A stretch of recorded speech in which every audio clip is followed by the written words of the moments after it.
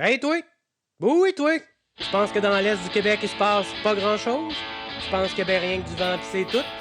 Ben attache ta tuque parce que je t'invite dans mon bar.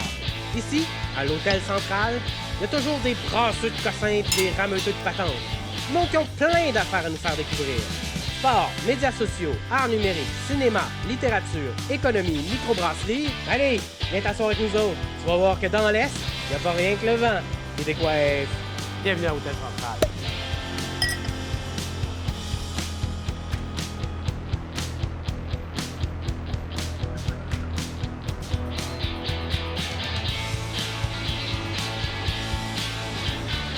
Grosse commande aujourd'hui à Hôtel Central. Je reçois 3 personnes que j'aime énormément et qui sont venues ici au Bas-Saint-Laurent pour voler nos jobs. Encore un autre cliché. Encore, oui. Non, mais c'est parce que j'aimerais ça avoir l'occasion qu'on puisse échanger là-dessus puis qu'on en parle de chacun vos histoires et comment vous avez vécu cette transition-là. Ino, on s'entend, hein? T'es québécois maintenant? Oui. Oh, c'est ça comme oui, c'est difficile. comme question. Canadien. Mais t'es originaire, théoriquement? Je suis originaire du Bénin. Du Bénin. Du Bénin, OK. ouais. Puis t'as fait le choix de partir du Bénin tout de suite, puis de t'en venir au Québec, ou c'est Non, quoi ton pas parcours? parti. Moi, c'est un peu particulier. Quand je dis je suis devenu Canadien, c'est un peu bizarre parce que je suis parti du Bénin. J'ai de la famille en France, donc j'ai fait mes études en France.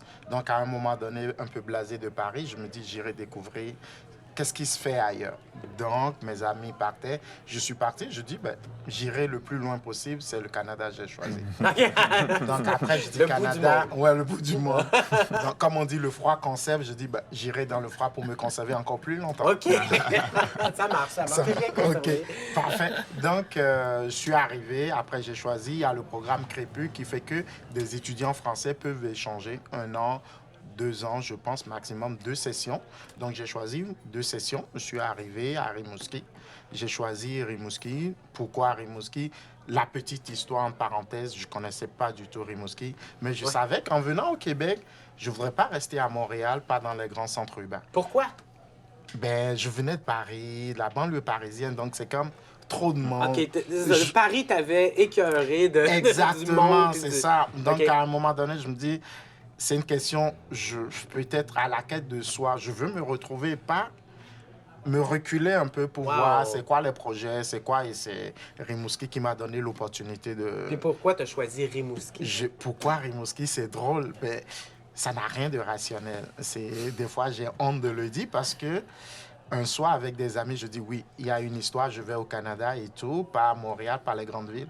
Mais qu'est-ce que je dois choisir? Donc, il y avait la liste des universités. OK. Et je disais à mes amis, bah, je vais m'asseoir, vous allez lire et je vais choisir au son. Ce qui sonne mieux au son. Ce qui sonne mieux à mes oreilles. OK, ouais. Et après, ça a commencé à Abitibi, Témiscamingue, tout ça. J'ai dit, ah, ça sonne bien, mais je ne pourrais pas le prononcer comme il faut. Donc, ça a continué. Après, on est arrivé sur Rimouski. Je dis, oh, j'adore. Wow. J'aime bien. C'est court, c'est rythmé. Je dis, bah, C'est court, c'est rythmé, Rimouski, c'est j'ai fresh. envoyé mon dossier, j'ai été accepté dans le programme développement régional. Et après, ben, c'est après l'acceptation, je me suis dit, ben, c'est où sur la planète Rimouski? Là, il faut faire des recherches. Et j'ai fait 50 000 habitants. Parce que quand tu quittes des... C'est un défi? centres- Ouais. Après, je me suis dit, ben, il faut y aller, il faut y aller. Et je suis arrivé, j'ai fait ma demande, tout est prêt, visa, permis d'études. Mais pourquoi vraiment je suis resté? Parce qu'en venant, moi, j'ai pris un billet ouvert. C'est-à-dire, je me donne 2 semaines comme défi. Je viens, si ça se passe pas bien, ben, je retourne en France, tranquillement, il n'y a pas de problème. Puis t'es encore ici. Je suis encore ici, mais je suis arrivé, j'ai eu la chance, il y a une bonne structure, comme un organisme d'accueil intégration Bas-Saint-Laurent, ouais. dirigé à l'époque par Manaz. OK. Manaz est venu me chercher à l'autobus. Ah oui? Elle m'a aidé à trouver un logement le jour même. Je pense qu'elle a déjà fait tout ça avant que je n'arrive. Donc, je me suis senti pris, on m'a pris en charge vraiment. Bref, là, il faut essayer de s'imaginer. C'est ça. Là, t'as Paris, Rimouski, même combat. Évidemment que t'as pas les mêmes références. Non, du Quelqu'un tout, qui arrive, du c'est tout, même du pas tout. c'est quoi les épiceries, qu'est-ce qu'il y a dans l'épicerie. Des fois, tu vas quelque part parce que tu connais quelqu'un, tu dis, Ouais. OK, je ne connaissais personne. Non, c'est sûr que quand tu y vas au son, c'est plus C'est- difficile. Je connaissais Tu personne. t'es mis en danger là-dessus. Donc, c'est ça. Donc, moi, je dis, si je suis encore à Rimouski aujourd'hui, en partie, oui, je pouvais rester faire mes études, mais c'est grâce à Manaz et à toutes ces structures, accueil, intégration, Bas-Saint-Laurent, la structure service aux étudiants de l'université. Il y a aussi une association, association des étudiants internationaux qui organisait des activités. Donc, à un moment donné, je ne me suis plus senti seul à Rimouski. Donc, de 2 semaines, ça s'est transformé en des mois, ainsi de suite. Après, j'ai rencontré la tendre Chantal, mon épouse, Ah, ben oui. en 2016, ce qui fait que après mes 2 sessions, j'étais obligé de retourner en France parce que j'avais un visa d'1 an d'études, mais j'avais même pas l'objectif, j'avais pas pour objectif de rester vivre ici. Donc, on faisait l'aller-retour. Elle venait me voir 3 semaines. Pendant l'été, moi, je venais ici. Et à un moment donné, il faut statuer pour dire, bon, écoute, on va pas trop financer les compagnies aériennes. Il faut s'établir à quelque part. Donc, le choix, c'était en un premier temps Paris. Après, ça a joué l'accès à la propriété, la vie. Je sais que ma femme aime la nature comme une Canadienne. Donc, j'ai opté, je me suis sacrifié. Je dis, je vais... Mais c'est intéressant, par exemple, parce que là, tu es en train de me dire qu'à un autre moment de ta vie qui était très important, tu as préféré Rimouski à Paris. Oui, Moi, vraiment. j'ai une question qui m'importe. Là. Je veux savoir, moi, j'aurais été convaincu que tu aurais vécu des difficultés qui auraient été assez grandes pour te dire, ah, tu sais, j'aime beaucoup la nature, j'aime beaucoup Rimouski. Il y a des gens qui m'ont accueilli qui étaient super. Mais il y a trop de pression, on me regarde dans la rue, tu sais, t'es noir. Oui, Puis- ça se voit? Ben oui, ça se Oh voit. non! Puis ce que je trouve, c'est qu'évidemment, ça amène de la couleur. Moi, je trouve ça intéressant. Mais est-ce que tu as senti cette pression-là? Est-ce qu'il y a quelque chose où on s'imagine ça? Non, je ne l'ai jamais senti parce qu'il y avait d'autres étudiants qui étaient là, noirs, qui étaient là déjà Puis c'est avant. en quelle année, ça? En 2006. OK. Des fois, je dis aux gens, ben, c'est normal, quand tu connais pas quelque chose, ben, ça t'intrigue ou tu l'observes, mais... OK, attends une minute. Ton ouverture est juste assez spéciale. Là, ce que tu me dis, c'est que plutôt que de, disons, le prendre mal ou dire, tu sais, de subir une espèce de pression, puis pourquoi il me regarde, puis bon, c'est fatigant, puis le kit. Toi, la façon dont tu vois ça de façon normale, parce que quelqu'un qui a jamais vu quelque chose qui est un phénomène nouveau pour lui, bien évidemment, il va avoir de la mécompréhension, il va avoir de la peur même associée des fois, simplement parce que c'est nouveau, en fait. Ben, c'est nouveau. Je me rappelle quand j'avais 7 ans. Et moi, je viens d'une ville du Bénin qui s'appelle Ouidah. C'est vraiment une ville historique. On a le temple des Pluton, on a la basilique, la porte du non-retour. Les esclaves qui quittaient le Bénin passaient par ma ville pour être acheminés aux États-Unis. Donc, quand j'avais 7 ans, donc cette ville historique fait que les gens viennent tout le temps dans cette ville. Et la première fois, j'ai vu une petite blanche de 7 ans qui a le même âge que moi. Je regardais comme ça. OK. Puis t'avais Je vais la voir comme femme plus tard. Mais non, c'est pas ça. Mais, tu vois, ça m'a impressionné. Je voyais des blancs, mais adultes. OK. J'en ai jamais. Donc, dans ma tête, c'est comme ça existe C'est un aussi phénomène un nouveau. petit. Donc, pour moi, c'était Tu l'as la vécu. Je l'ai vécu. Donc, moi, je l'ai jamais vécu. Comme on dit, le racisme et tout, parce que je me dis, ben, si la personne n'est pas d'accord avec moi, tout ce que je souhaite, viens, on va en discuter. Je Ben, l'ai pas justement, vécu. quand tu parles de racisme puis aussi d'intégration, ça me fait penser un peu à l'organisme avec lequel tu travailles, qui accueille des immigrants ici, puis des fois des réfugiés littéralement, là, des gens qui ont une histoire qui est plus difficile, puis aussi une religion théoriquement qui est peut-être plus difficile à accepter, ou du moins de laquelle il est galvaudé toutes sortes de choses qui sont pas vraies du tout. Ouais, Moi, je voulais savoir, premièrement, est-ce que c'est des histoires que tu entends, que l'intégration est difficile parfois, ou au contraire, tu as l'impression que Rimouski est une société assez ouverte? Rimouski est l'est du Québec, en fait. Là. Ouais.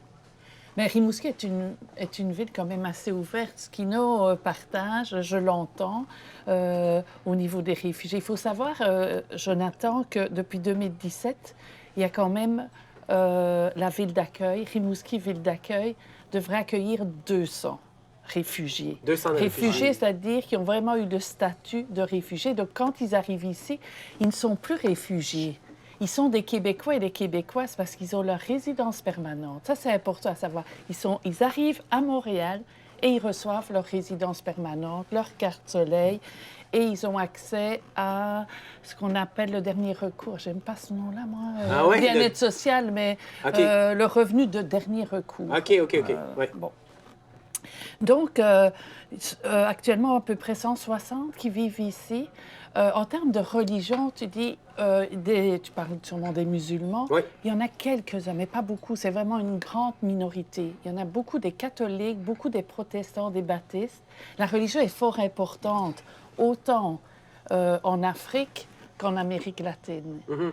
Dans l'accueil, il faut se rendre compte que plus de 70%, c'est des Congos de la République démocratique du Congo. Et puis après, 50%, République centrafricaine.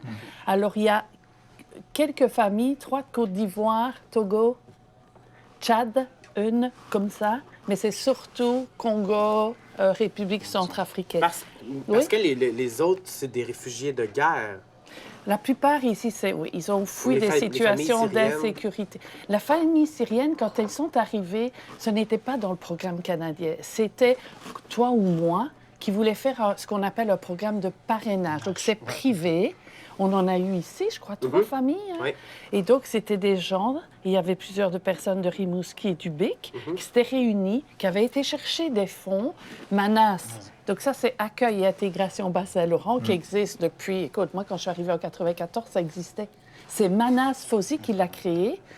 Moi, je ne travaille pas pour Manas Fauzi, mais je suis une bénévole et on fait de notre premier anniversaire un collectif d'une 30aine de bénévoles et on s'est appelé Trait d'Union. Parce qu'on s'est rendu compte, comme citoyens et citoyennes, que Rimouski était une magnifique ville. Et accueillante, et qu'on pouvait faire une différence. Et quand j'écoute Inno, cet accueil... Moi, j'ai des poils qui me dressent, là, parce que, tu sais, quand ils arrivent, on le sait, comme parfois 3-4 jours, une semaine avant. Juste pour vous dire, il y a même pas 2 semaines, il y a une famille 10 qui sont arrivés, qui viennent du Congo, mais qui sont passés par l'Ouganda, souvent des camps. Pour le moment, c'est beaucoup des camps qui sont, oui. Wow. Eh bien, à l'autobus, il y a 1 ou 2 intervenants de AIBSL, Accueil et Intégration Bas-Saint-Laurent. Il y a 1 ou 2 bénévoles, on est là comme geste citoyen, pour leur souhaiter la bienvenue à 22h30, là. Et maintenant, et ils le souhaitent, ceux qui sont arrivés avant eux, ils veulent être là pour les accueillir. Et moi, j'ai vécu des moments où quelqu'un de la République centrafricaine, il est content d'être là à 22h30 à l'autobus, puis d'accueillir son frère. Mais c'est tellement important. Oui, vas-y. C'est tellement important. C'est ce premier contact-là qui est super important. Tu arrives, tu connais personne sur place. Moi, je me considère un peu comme privilégié. Je suis français, je parle français. J'arrive, je suis capable de communiquer avec tout le monde. Je pense que socialement, je suis assez à l'aise. Puis j'ai des cours où je rencontre du monde qui est d'ici. Donc, l'intégration est plus facile. Mais imagine quelqu'un qui fuit une situation, qui arrive là, il connaît personne. Il y a quelqu'un qui le force un peu à comme pousser la porte, à sortir de son enfermement, à aller rencontrer du monde. Puis juste le fait de pousser à lui montrer, regarde, ces personnes-là sont là, il y a ça qui existe, va les rencontrer. T'as un appui. Juste l'idée, moi, à mon avis, j'imagine arriver au Bénin, au Togo, à 22h30, débarquer d'un autobus dans un village qui est un peu plus reculé. Ils savent pas où c'est. Mais je veux dire, où Ils savent pas Rimouski. Sais-tu quand ils partent? D'abord, il faut vous dire que quand, dans leur camp, ou bien s'ils sont à Brazzaville, dans la ville et tout, qu'ils ont eu leur statut de réfugiés et puis qu'ils apprennent le Canada s'intéresse à vous, parce que c'est le programme canadien qui les sélectionne. Okay.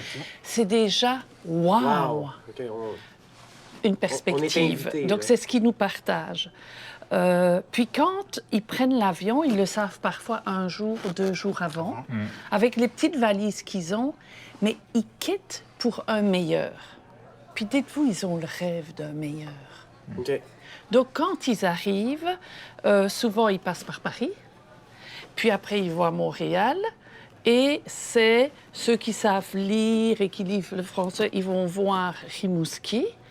Mais il y en a que c'est à Montréal qu'ils apprennent Rimouski. Ski. Ben, ils ne savent pas où c'est. Mais non, Bien c'est sûr, sûr. Mais ils là, je vais savent juste pas où te dire, c'est. les gens de Montréal ne savent pas c'est où Rimouski. Donc là-dessus, tout le monde est pareil. Mais ce que tu me dis là, c'est assez fascinant. Quand on regarde l'étranger dans notre culture, c'est fort, là, le survenant, puis l'étrange. Moi-même, il y a même pas 4-5 ans, je me suis fait dire « Ah oui, t'es un étrange, Oui. toi. » Puis là, c'est quand même fou, là, parce que, je veux dire, on s'attendrait pas à ça. Mais t'as apporté un point qui est fascinant. Tu dis, ces gens-là aspirent à meilleur, aspirent à mieux. C'est vrai, je me suis reconnu là-dedans, dans le sens où, en venant à Rimouski, j'aspirais à meilleur, à mieux, de goûter à cette espèce de balance de la vie, d'équilibre entre, mettons, le travail et une vie qui est très plus près de la nature, tout ça. Puis quand on regarde l'étranger, quand on le rencontre, c'est pas à ça qu'on pense tout de suite. Hein? Tout de suite, on a comme un réflexe assez spécial. Bon, c'est quoi son véhicule? Je le connais pas. Tu sais, il est peut-être violent. C'est fou pareil. Alors qu'on pense pas qu'en fait, cette personne-là est là tout d'abord pour créer le bien, en fait, pour elle et pour les autres, probablement. C'est question de méconnaissance, de méfiance tout de suite à toute chose. Je pense que c'est le propre de l'être humain. Même celle qui devient ta femme aujourd'hui, la première rencontre, vous parlez, mais tu te dis... C'est qui cette personne-là? Elle est qui? Ouais, vraiment? ouais. Et tu continues à la découvrir, à la fréquenter, jusqu'à ce que ça donne ce que ça donne. Donc, à un moment donné, je dis, c'est des gens qui acceptent de vivre à Rimouski. Comme tu dis, il y a cet espoir. Moi, je dis, je paye mes impôts. Donc, d'une manière ou d'une autre, je contribue à la vie de Rimouski. Donc, Oui. l'idée que les gens doivent s'enlever, c'est de dire, l'immigrant, c'est pas la personne qui vient prendre des richesses d'un pays et part chez eux. Non. Il a choisi de venir partager quelque chose Et de qu'il a chez l'enrichir. lui. Ouais, et puis enrichir. ce qu'on parle là, Et ça me de fait penser, c'est l'enrichir. qu'il y a tout un lien avec la communication à faire. Puis je pense que ça, c'est un des aspects que toi, c'est assez particulier chez toi. Tu dis, tu viens de l'île de la Réunion, c'est ça? Donc, Oui. c'est ton Ah, origine. Puis tu es venu à Rimouski ici, comme beaucoup de gens de l'île de la À Réunion. Rivière-du-Loup. À Rivière-du-Loup, absolument, tu as raison. À Rivière-du-Loup, respect. Tu es venu à Rivière-du-Loup, donc, en partance de l'île de la Réunion. Puis tu t'es confronté, quand même, tu as pris des risques parce que tu es allé faire de l'improvisation, c'est ça? Pour justement essayer de te mettre dans le bain. Puis bon, c'est quelque chose dans lequel tu es bon, que tu aimes faire, l'improvisation déjà en partant. Ben, j'ai découvert ça là, en fait. Ah, OK, Ouais, c'est. ouais. Ah, mon Dieu, mais tu as pris Ouais. des risques énormes. Ouais, quand C'est même. fou parce qu'il y a des euh, gens qui iraient même pas faire de l'improvisation. Toi, tu t'es dit, je connais personne, c'est parfait, je m'en vais là, je vais aller improviser devant une Pour foule. la petite histoire, en plus, je suis pas allé en fait. J'ai accompagné quelqu'un qui allait passer les auditions donc au cégep de Rivière-du-Loup. Puis Ok. Moi, je connaissais pas du tout ça. Du coup, je vais aller voir ce que c'est que l'improvisation théâtrale. Puis finalement, cette personne-là, ça lui a pas tant plu, donc il est pas resté. Moi, je suis resté parce que je me suis dit, j'ai essayé les camps, ça s'est bien passé, c'était cool. Mais en fait, c'est surtout ce qui m'a fait rester dans cette ligue-là. Et puis c'est en lien avec tout le reste aussi, c'est que les gens qui étaient là ce soir-là à ce camp de recrutement-là, les gens que j'ai rencontrés, pour la plupart des Québécois, je me suis super bien entendu avec eux. Puis moi, ça faisait quoi, 3 semaines que j'étais au Québec et je me suis dit, ah, OK, tu sais, ces gens-là, je pense qu'il y a quelque chose que je peux aller chercher qui est intéressant. Tu sais. Si je veux connaître vraiment le Québec, avec eux, ça peut marcher. Donc, c'est pas tant pour l'impro au début que j'ai embarqué dans la ligue d'impro, mais pour les gens qui étaient dedans. Puis finalement, l'impro après, oui, c'est sûr que c'est devenu une passion et puis ça fait rencontrer encore plus de monde, ça fait voyager un peu sur le territoire. Qu'est-ce que tu conserves de la de l'île de la Réunion à l'intérieur de toi et qui s'exprime dans ton travail ou dans ton art? Ben- Est-ce que tu as une appartenance culturelle très forte ou pas tant? Parce que tu as quand même quitté un Ouais. endroit qui était ton berceau, c'est l'endroit où tu es né. Est-ce que ça t'influence un peu ou tu n'as pas Ouais, cette bien sûr. impression-là? Oui, cette influence, ça te forge. Et puis, c'est des expériences, des vécus, des choses que... Moi, je vois ça, en fait, comme un possible échange. J'ai acquis des choses grâce à la Réunion que je suis capable d'échanger avec les gens ici contre eux, ce qu'ils ont acquis ici. Je le vois beaucoup comme ça dans les relations, mettons. Je rencontre quelqu'un et je dis, toi, tu viens d'où? Je viens d'Abitibi. Ah ouais, moi, je viens de la Réunion. Puis là, on peut échanger là-dessus. Puis, moi, c'est vraiment comme ça que je le vois. Puis c'est sûr que la Réunion m'a rendu comme je suis et que je pense qu'il faut que je garde ça. C'est sûr. Mais est-ce que tu ne trouves pas qu'on redécouvre notre pays et des traces de chez nous Parce que, dans le parce contraste que à Colette, nouveau? toi, au départ, tu étais belge. Est-ce que tu es encore belge aujourd'hui? Ben, je crois qu'en fait, moi, ça fait 25 ans. Puis je ne suis plus belge et je ne serai jamais vraiment québécoise. Et je crois qu'on doit évoluer en acceptant de vivre ça. Je retourne dans mon pays. Écoute, je vais prendre un verre et on me dit « Ah, vous venez du Québec? » Ah, carrément, oui. OK? Puis quand je suis ici, toujours maintenant, je vais à une épicerie, si c'est une petite jeune que je ne connais pas qui est à la caisse, « Oh, vous êtes de voyage ici? » Donc, il y a ça. Mais je te dirais... Mais je pense que ça nous amène à aimer plus d'où l'on vient. Ah ouais. Oui. C'est parce que tu te dis ça te manque, tu n'es plus habitué, tu n'es plus dans cet environnement tout le temps. Moi, à chaque fois, j'ai l'occasion d'aller au Bénin, mais ici, tu vas dire, en une semaine, c'est comme pendant une semaine, il faut que j'écoute la musique béninoise. Il faut que j'écoute un chanteur béninois. Il faut que je parle avec, j'ai deux grandes sœurs en France, mais quand on parle, il faut qu'on parle dans notre dialecte.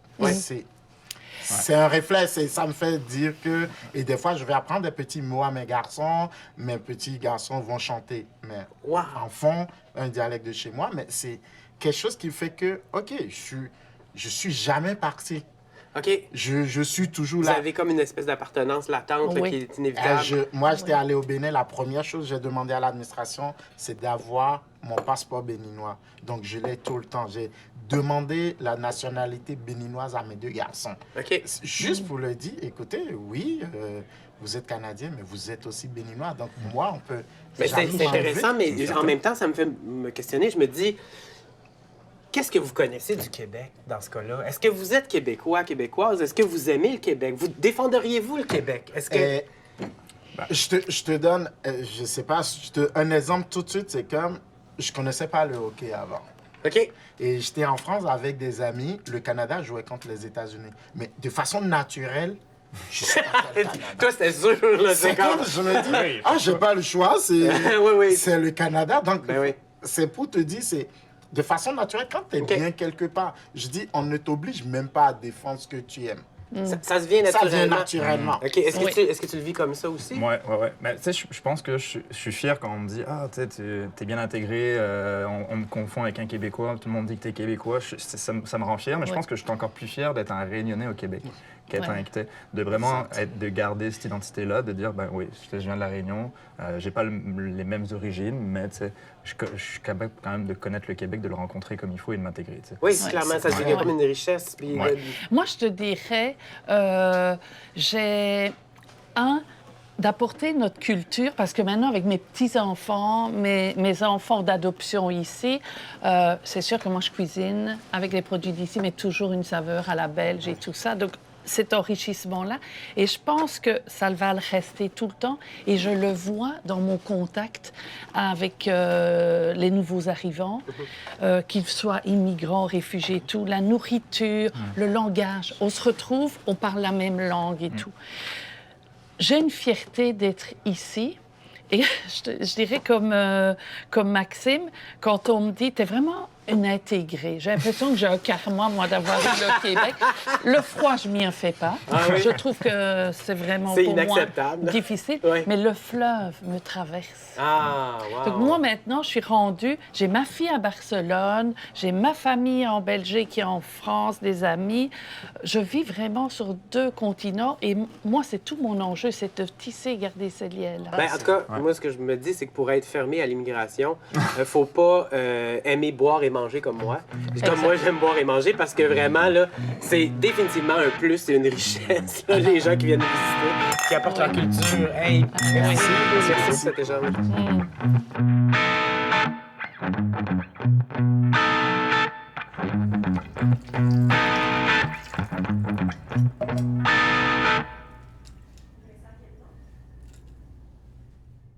Le cinéma, c'est beaucoup l'identité culturelle. Oui.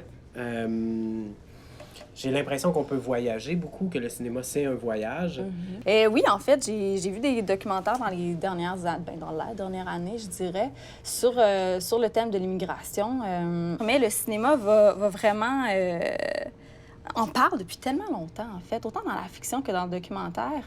Il y a de l'immigration qui est due à la maladie, par exemple. Les films, je sais pas si tu as déjà vu des films de zombies récemment. Ah oui, plusieurs. Non, mais oui, j'adore. Évidemment, je suis un fan. Mais c'est des films d'infectés. C'est un peu cette idée de la maladie. Et là, les gens doivent partir, doivent fuir leur pays, soit parce qu'il y a une maladie qui s'est installée. Et l'immigration, c'est comme...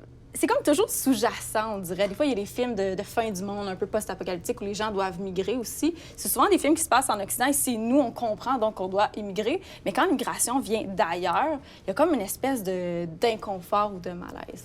Mais bref, revenons un petit peu plus au Québec, si tu as envie. J'avais envie de te parler de 2 documentaires que j'ai vus récemment.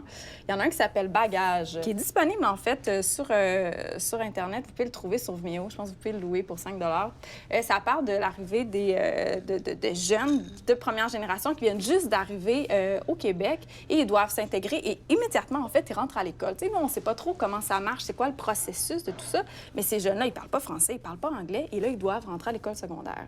Et il y a une prof de théâtre qui décide d'accueillir, en fait, elle accueille tous ces jeunes-là qui viennent de toutes sortes de plein de pays, là, qui même entre eux ne peuvent pas nécessairement communiquer.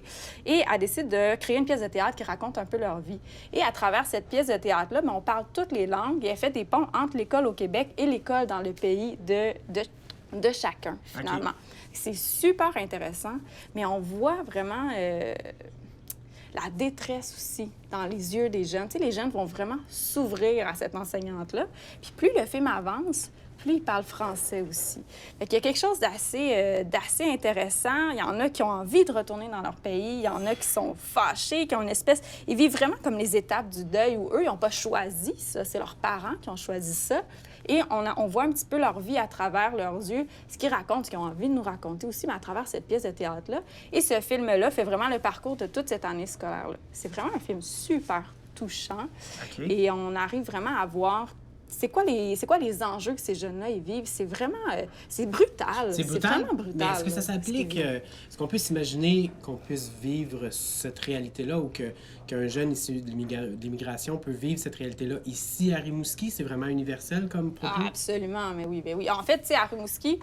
je pense que dans cette école-là, à Montréal, il y a beaucoup d'enfants qui viennent de l'immigration. Fait que c'est sûr qu'entre eux, je pense qu'ils arrivent à se tenir aussi, puis ça fait des petits clans. Certainement, à Rimouski, ils doivent vivre des difficultés semblables. Mais je pense que ces réalités culturelles-là sont exploitées différemment dans un film comme, par exemple, Monsieur Lazare. Il y a quand même c'est sous-entendu un peu, il y a quand même une notion aussi culturelle dans ce film-là, je pense. Oui, il y a de super belles rencontres. Monsieur Lazare, c'est vraiment un film très, très fort. Il y a vraiment quelque chose de puissant là-dedans, où il y a ce professeur-là qui vient d'Algérie, qui veut s'intégrer au Québec. Puis c'est difficile. Il y a plein d'embûches aussi. Ouais. Puis pourtant, il parle français. Tout est là. Il est déjà enseignant. Mais il va rencontrer plein de difficultés aussi culturelles, de l'immigration. Donc, il y a cette adaptation-là qui n'est pas toujours facile pour cet enseignant-là. On la voit, on la sent. Il y a quelque chose du ressenti dans ce film-là où est-ce que le spectateur peut vraiment un peu se mettre à sa place, si on veut. Oui, absolument. Il y a un autre film que j'ai vu qui est super chouette parce que c'est vraiment différent de bagages parce qu'on n'est pas du tout au sein de la communauté immigrante, mais c'est vraiment le contraire. Ça s'appelle La Maison des Syriens. C'est un film qui a été tourné dans un petit village proche de Québec par Nadine Baudet et Christian Mathieu Fournier. En fait, la communauté s'est mobilisée pour accueillir une famille de Syriens qui sont en attente. Bon, ils fuient la guerre. Comme on a reçu ici. Absolument, mais c'est exactement dans ce contexte-là. Okay. Oui, voilà. C'est vraiment dans un petit village et le village se mobilise complètement pour accueillir cette famille-là. Et il y a une dame qui a une maison qui est inhabitée qui décide de la donner à cette famille-là. Wow. Donc, tout le village, c'est un super gros projet. Ils vont repeinturer la maison, ils vont tondre le gazon toutes les semaines. Ils attendent la famille. Mais la famille, elle n'arrive pas. Ils sont coincés dans un déboire entre, c'est ça, l'immigration. Ils attendent au Liban, ils attendent pour s'en venir au Canada, mais ils sont comme coincés dans un déboire administratif. Ils sont pas capables d'arriver. Tout le village devient comme fâché. Ils attendent, ils veulent les accueillir, ces Syriens-là. C'est drôle. C'est pas l'image qu'on a d'habitude. C'est vraiment intéressant d'avoir essayé un autre angle de vue complètement. Oui, c'est ça. Puis ça fait vraiment la magie. Puis finalement, bon, je te dirais pas la fin, mais c'est toute cette attente-là. Même ici, tu sais, à quel point on a hâte qu'ils arrivent. Mais je comprends leur engouement parce que... Ouais. Moi, évidemment, je tripe sur l'alcool et la bouffe. Puis, tu sais, quand on est ouvert, justement, c'est hallucinant les découvertes qu'on peut faire. Comme ce fantastique petit punch. Oui, délicieux. Petit punch qui vient d'ailleurs et qui est excellent. Oui, vraiment.